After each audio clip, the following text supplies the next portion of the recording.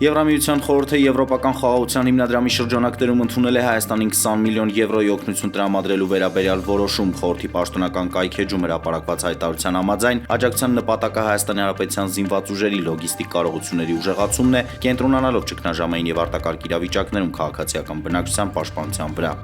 Երևանի հարցումներն օպերատիվ կերպով մշակվում են ճեպազրույցի ժամանակ հայտարարել է Ռուսաստանի արտգործնախարարության պաշտոնական ներկայացուցիչ Մարիա Զախարովան մեկնաբանելով դեպի Թուրքիա եւ Ադրբեջան տանող երկաթուղային հատվածները վերանորոգելու Հայաստանի խնդրանքը։ Ռուսաստանը պատրաստ է քննարկել Թրիփին միանալու տարբերակները, նշել է նա։